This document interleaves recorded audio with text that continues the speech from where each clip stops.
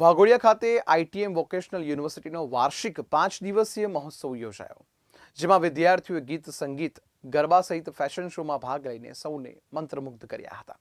વાઘોડિયા નજીક આવેલ ITM vocational યુનિવર્સિટીનો વાર્ષિક 5 દિવસીય મહોત્સવની ધામધૂમથી ઉજવણી કરવામાં આવી હતી.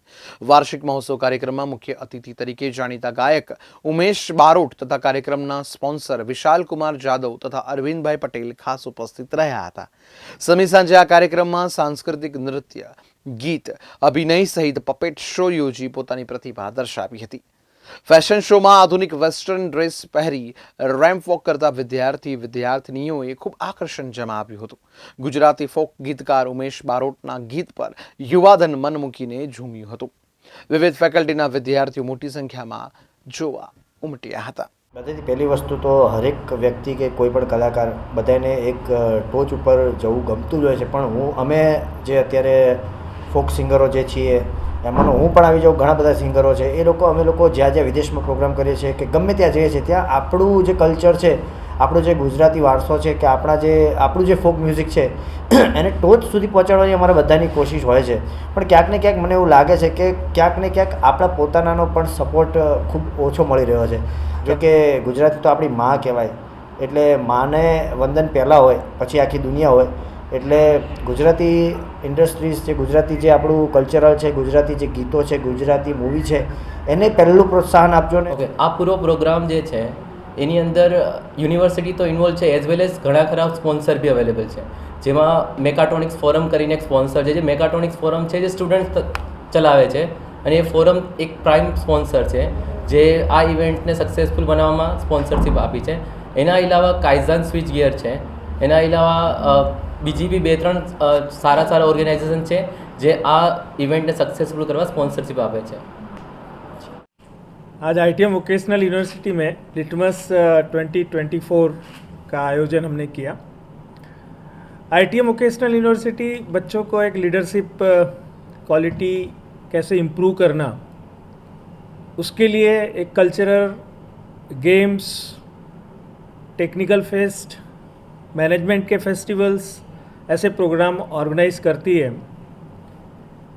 ऐसे प्रोग्राम से बच्चे सिर्फ जो है एजुकेशन में नहीं, बट टीम को कैसे मैनेज करना और अपने टैलेंट को कैसे आगे लेके जाना, इसमें काफ़ी कुछ सीखने को मिलता है. इस बार जो है हमारे चीफ गेस्ट के तौर पर हमने जो गुजरात के प्रख्यात सिंगर है बारोट साहब, उनको बुलाया था और गेस्ट ऑफ ऑनर में मिस्टर अरविंद पटेल जी, इनको हमने बुलाया था.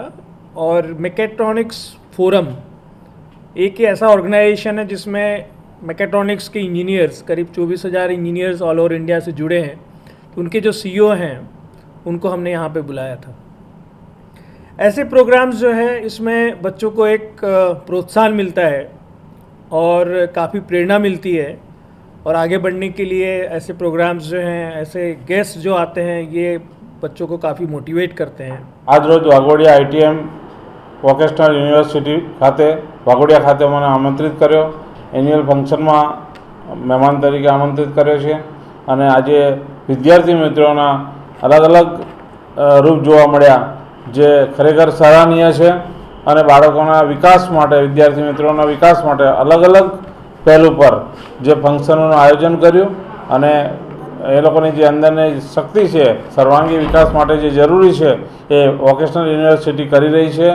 બહુ જ આનંદની વાત છે અને આવા નવા પ્રસંગો થતા રહેવા જોઈએ, જેમાં કલ્ચરલ પ્રોગ્રામ જે છે, ગાયનો છે, ડાન્સ છે, વિવિધ પ્રકારની એક્ટિવિટીઝ જે કરી છે એ ખરેખર પ્રશંસાને પાત્ર છે. અહીંના જે પણ સ્ટાફ મિત્રો છે એ લોકોએ જે મહેનત કરી છે વિદ્યાર્થીઓ માટે, અને વિદ્યાર્થીઓ પોતે પણ ઉત્સાહ લઈને ઉત્સાહમાં જે ઉત્સાહિત થઈને ભાગ લીધો છે એ બદલ એ લોકોને ખૂબ ખૂબ અભિનંદન. આજે મને આઈટીએમ વોકેશનલ યુનિવર્સિટીમાં એન્યુઅલ ફંક્શનમાં ઇન્વાઇટ કરવામાં આવ્યો. આ બદલ ધન્યવાદ આઈટીએમ વોકેશનલ યુનિવર્સિટી અને દરેક જણ જે આજે અહીંયા પધાર્યા છે. હું વિશાલ કુમાર માધભાઈ જાદવ, મેકાટ્રોનિક્સ ફોરમ સીઈઓ અને ફાઉન્ડર. અહીંયા આવીને એક અલગ જ એનર્જી મળી, સ્ટુડન્ટનું ટેલેન્ટ જોવા મળ્યો, એ લોકો સાથે વાતચીત થઈ, ઘણું બધું નવું જાણવા મળ્યું ને આ યુનિવર્સિટી ઘણા ટાઈમથી વડોદરામાં નવી નવી એક્ટિવિટી કરી રહી છે, ફ્યુચર બનાવી રહ્યું છે સ્ટુડન્ટ્સનું, અને સાથે એક નવા જનરેશનને એક નવી ઊંચાઈ સુધી પહોંચાડવાનું કામ કરી રહી છે આઈટીએમ વોકેશનલ યુનિવર્સિટી. મને અહીંયા આમંત્રણ કરવા બદલ બધાનો ધન્યવાદ.